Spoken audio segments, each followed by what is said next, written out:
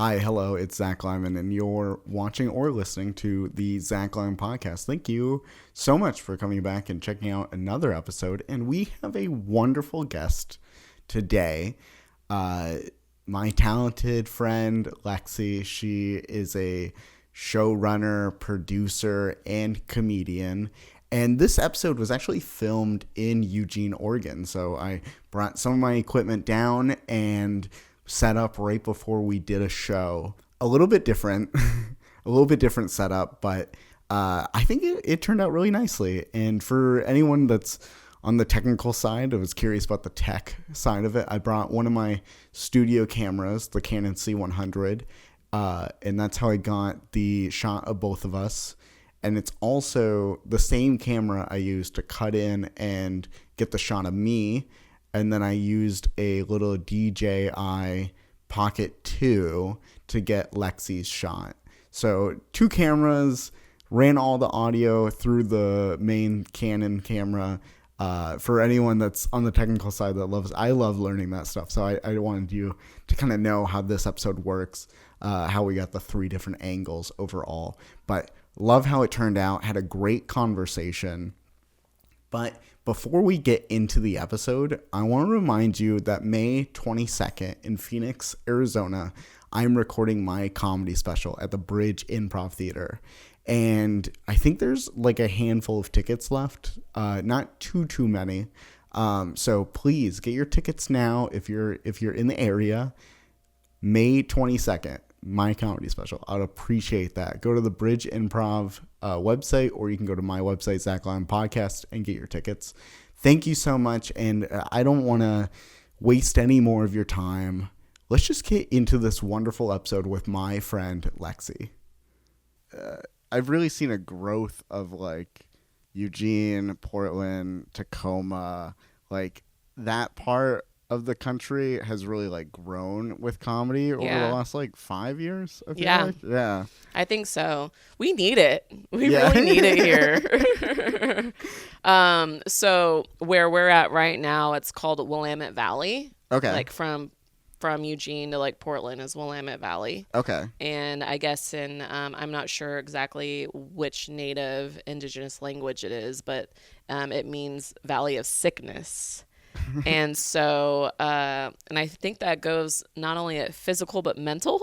Okay. Because like in the spring, the pollen's so bad, everyone gets really bad allergies. And then in the fall, like the germs, like everybody gets sick. Yeah. And we're here for a show. Yeah, we're about to do a show. Yeah, we're here for a show. Yeah. I drove down from Seattle this morning. Mm-hmm. And we're in this like...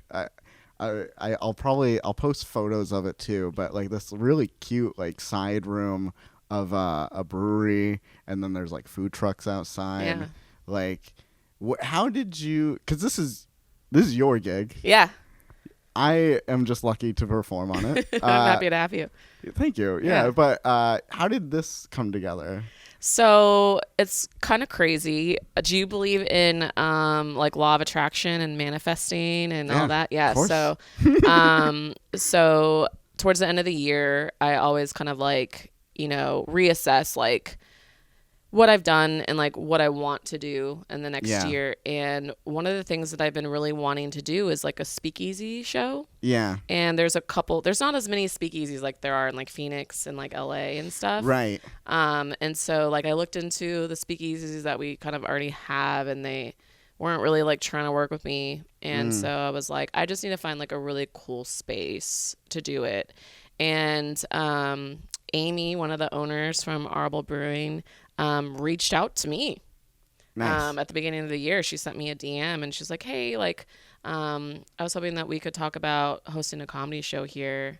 And I was like, okay, yeah. And so I went to meet with her, and I was checking out like the main space or whatever. And, we're talking about, how I usually do the events ticketed. That way I can pay the comedians, and like the typical situations I do with venues is like, we just take the tickets, they take the bar, everybody's happy, everything's separate, Yeah. And so one of the things she was worried about is, like her regular customers coming in, and I'm like, do you have like a separate space or anything. She's like, actually, we're getting ready to do this. And she comes in here and she shows me this room. Nice. And they were just like starting to get it going. I'm like, oh my God, this is like exactly what I was looking for. Yeah, this is perfect. Yeah. This is so cute. And it's like the perfect size that I like. Yeah. And yeah, it's chill. Yeah, it's super intimate. And we're hoping to get to the point where we start like just doing 2 shows in a night. Yeah. And the owners are just so freaking awesome to work with. Like Nice. they bring ideas, I bring ideas, and like they listen to me and like what I need. And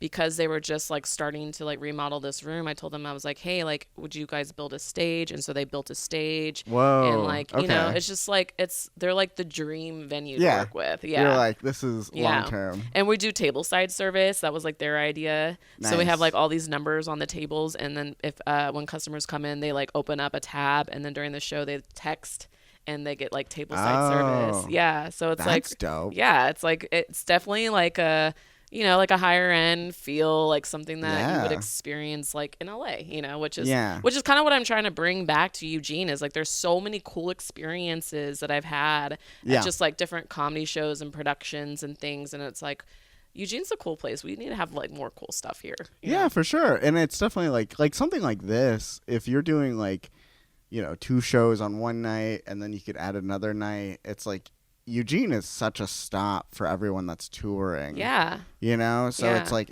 we need more of that Yeah. for us people that are just up and down the coast all the time. Yeah. So I mean that's if you could do a whole weekend in Eugene and then go up to another city, or a few days in Eugene up to Portland, like that makes a big difference on a tour. Yeah, it totally does. Yeah. And so like, we have a new comedy club that opened last year. And so, I'm trying to open up my own club, but I have my pop-up club. So Yeah. it's nice when you get those comics that aren't really maybe at the spot to fill out a comedy club. Yeah. But have a good enough following where they would do really well in like a room that I do. And so I've just been really trying to like build my brand so comedians know that like I'm here.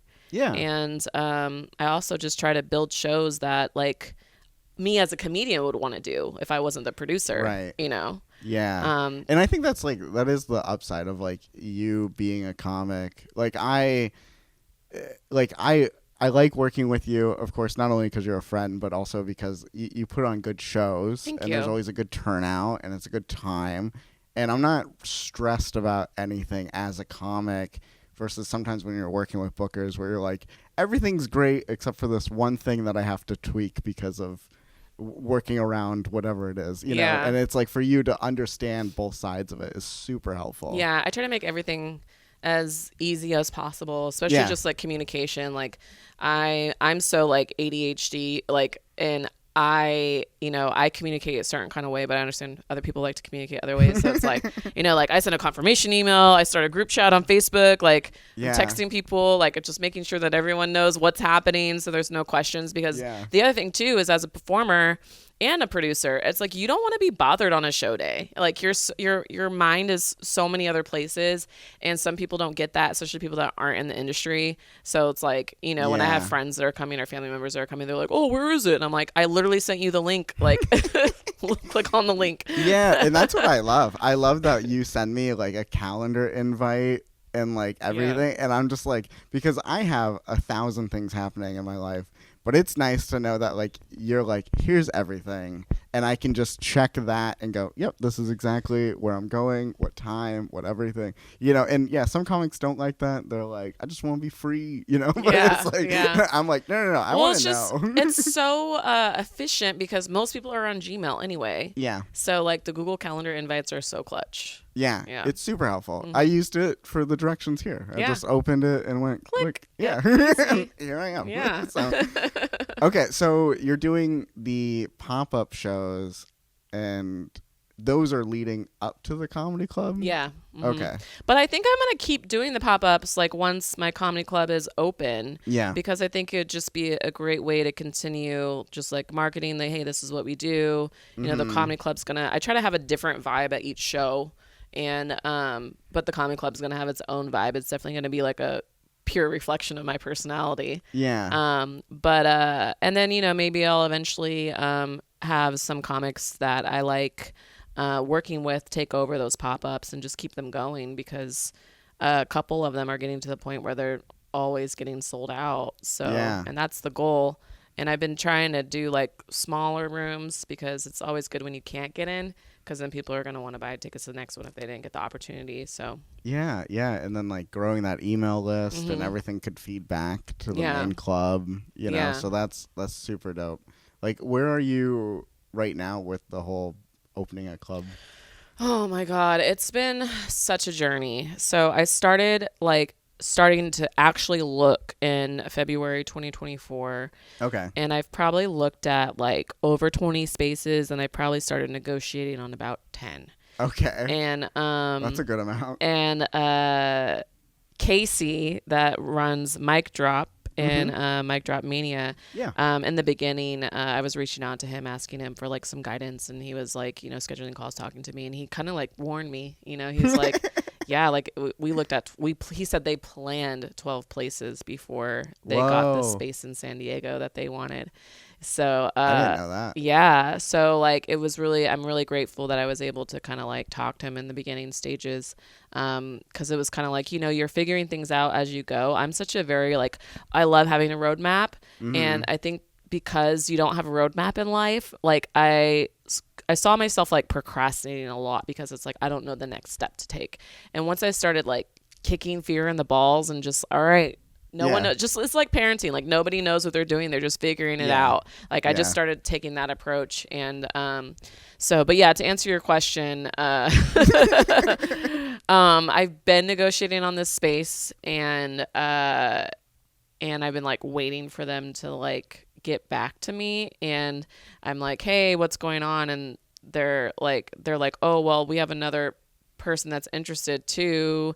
And it's like, well, I gave you guys like a letter of intent like 2 months ago, like what's going on? And so it's been like a lot of that. Like I just feel like I get a lot of like run around and stuff like that. And it's not like I'm not qualified. I have a really good friend that's helping me and is invested, and so it's not like we don't have the backing for it or anything. It's just like dealing with people. Once you start like looking at maybe buying a business or buying a space, or how like emotions can just get immediately involved, where they're like, now they're letting go of something, or maybe their value isn't what they thought it was, or there's like all these like different human side of it instead of just the numbers. It is. Sometimes it can be just the numbers, but it's just like, so now we're talking about like maybe possibly just like buying a building.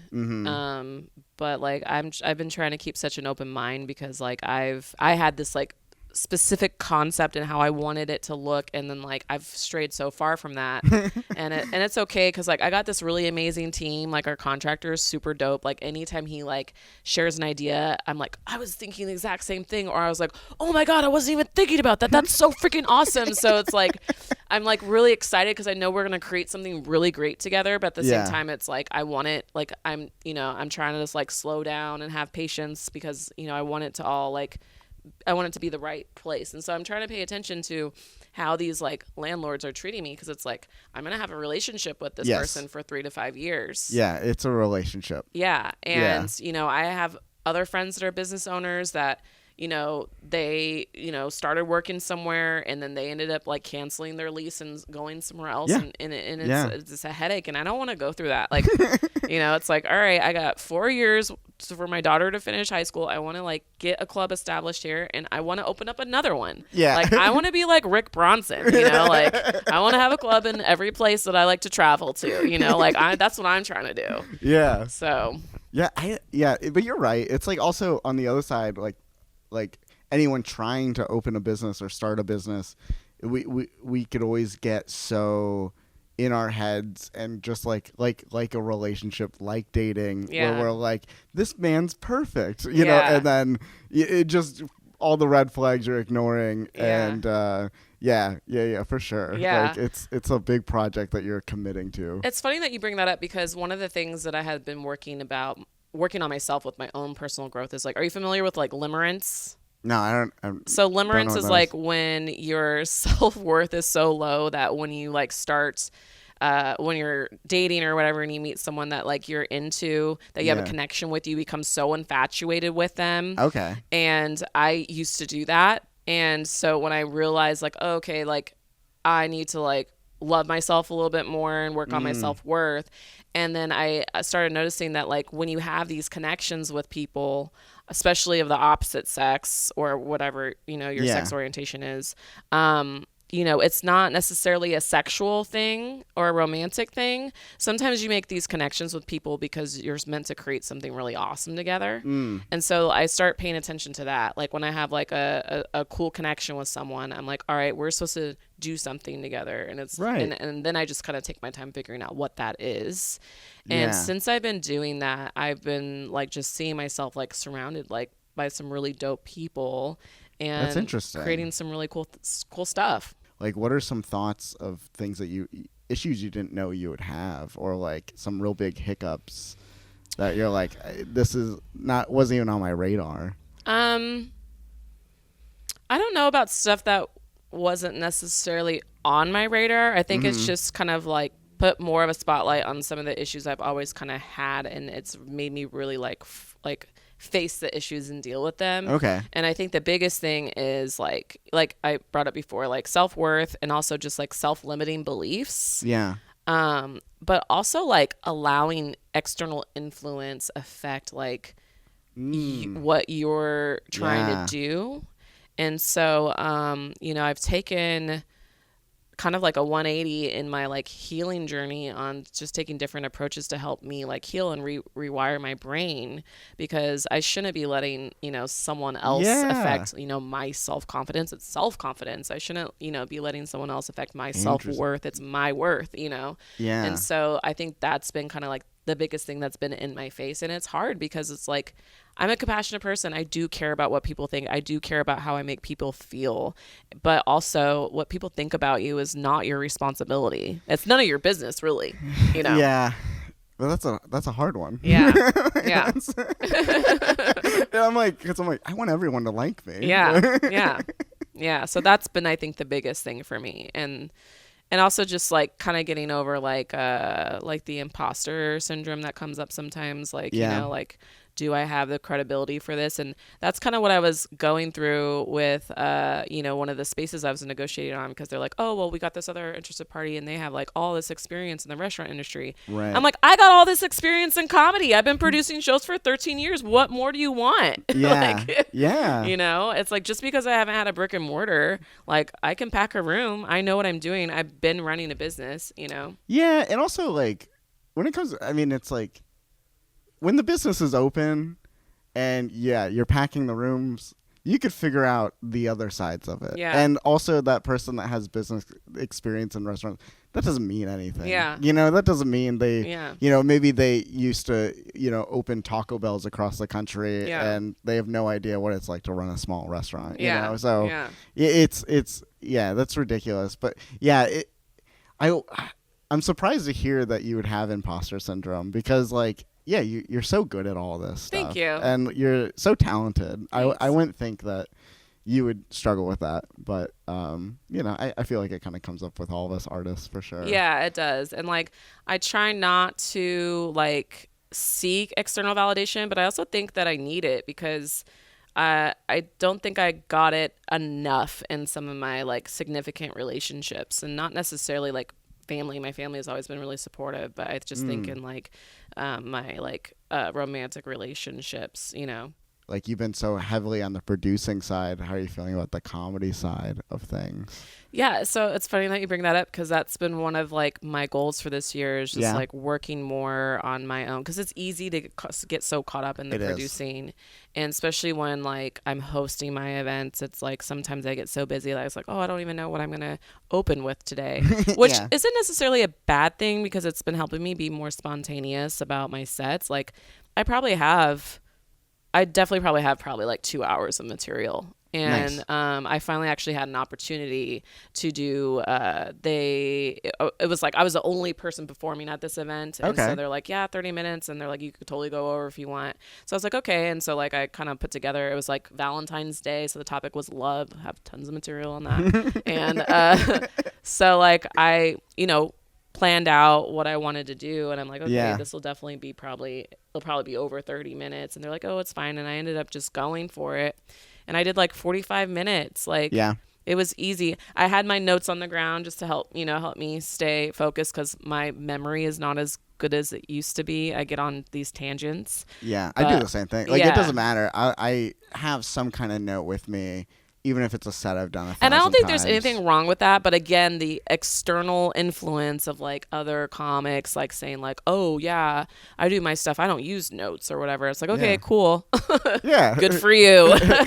Yeah, cool. You have a good brain. Yeah. Sometimes I can do that, but yeah, so that was like really cool. And, I videotaped it, but like, it was one of those things where it's like, they didn't have their regular like engineer guy there. Oh, okay. So they didn't have any stage lights.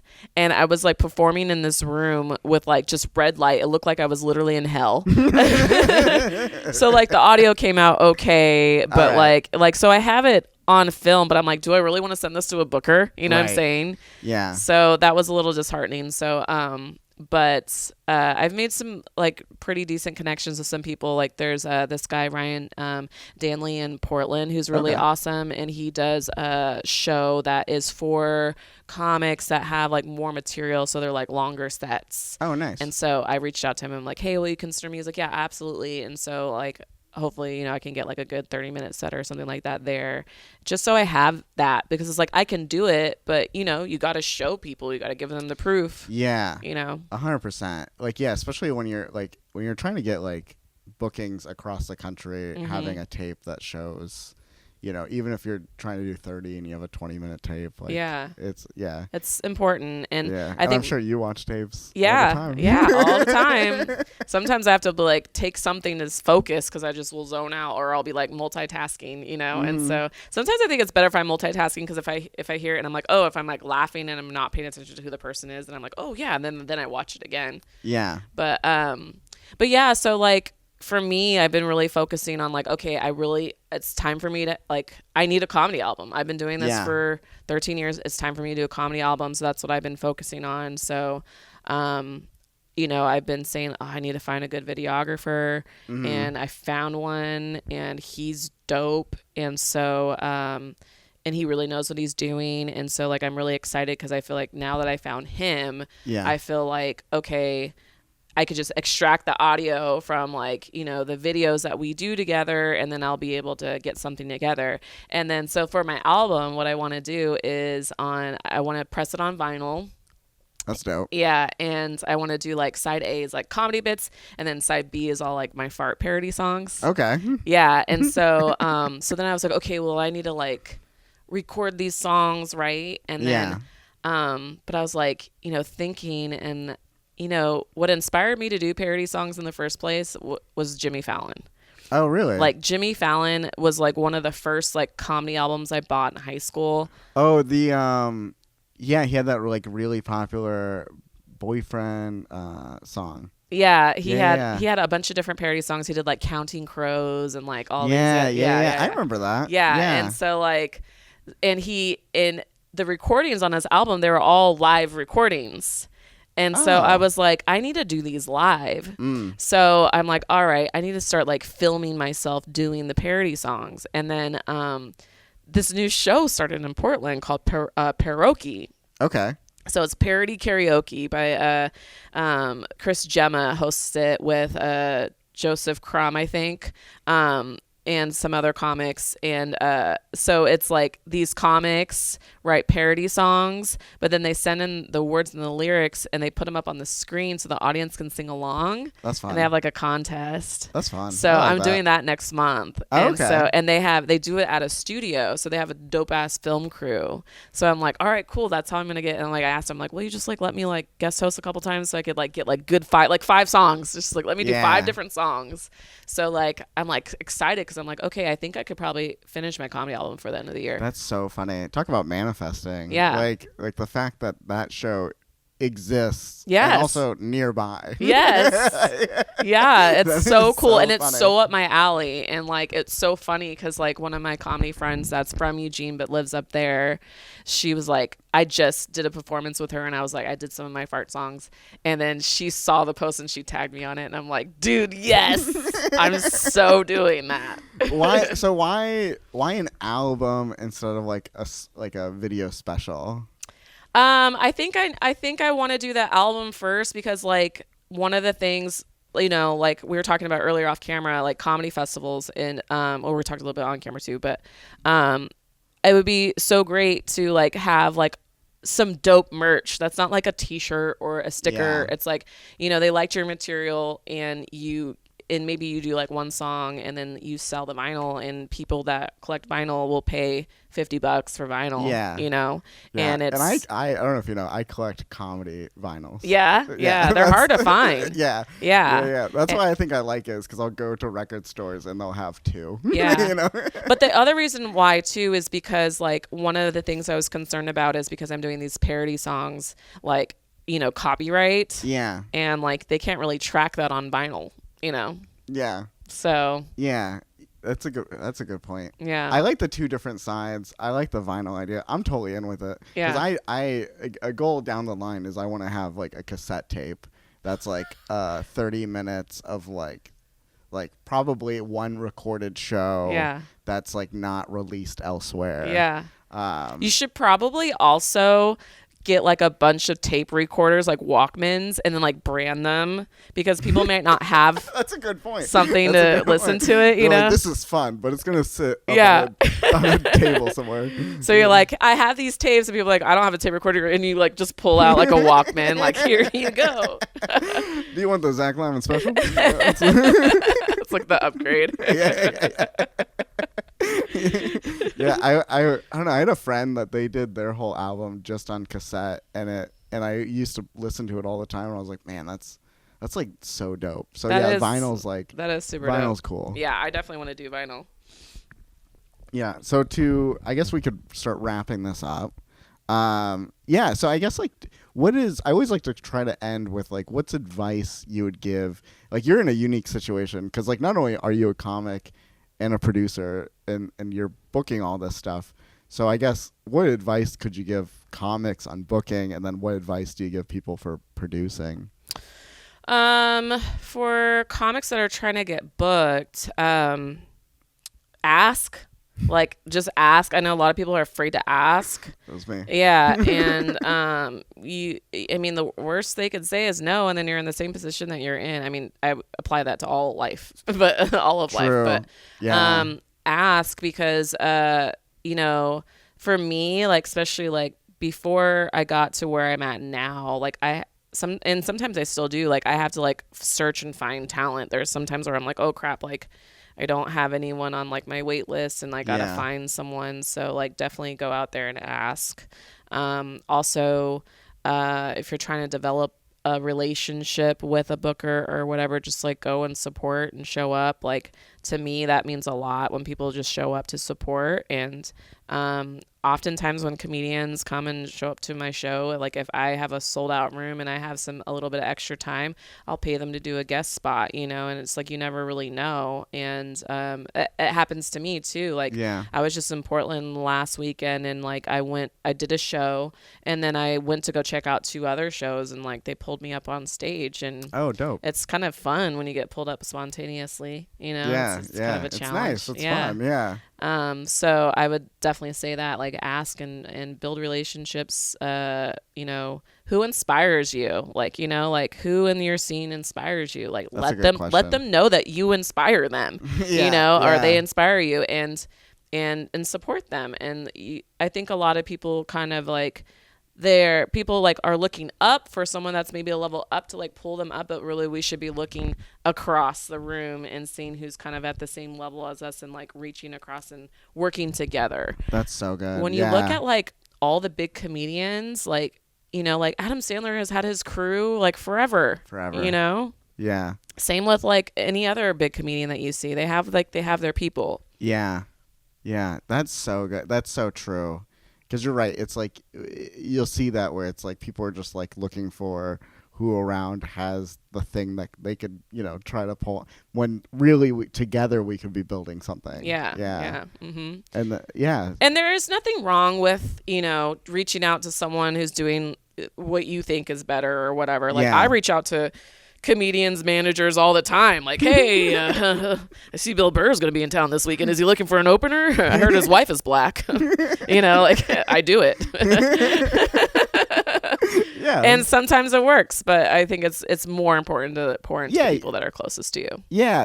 That was a hard one for me to learn to ask. Yeah. In general. Me too. Yeah, and I still catch myself because I use the phrase all the time, like quiet mouths don't get fed. Yeah. And I try to like remember that because I often don't still ask. Yeah.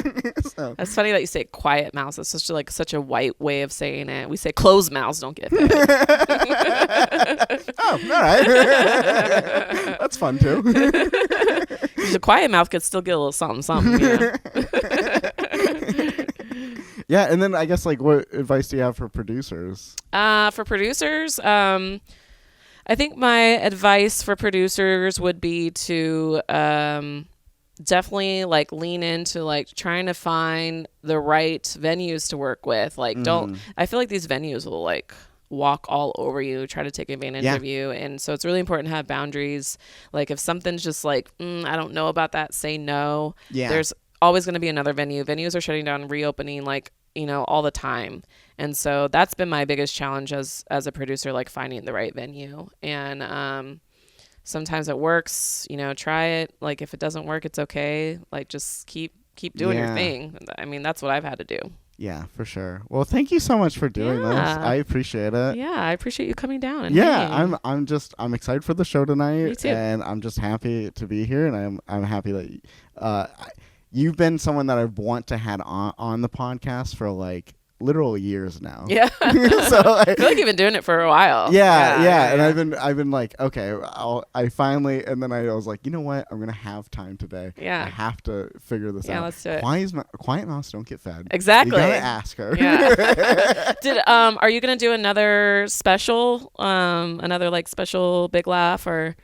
Well, yeah. So May 22nd, I'm filming my hour. Okay. And then after that, I'm putting together like probably a showcase, but I'm trying to just finish projects at the moment. But I do have like a few other things that because I'm constantly like, what if I did this now with all this newfound free time?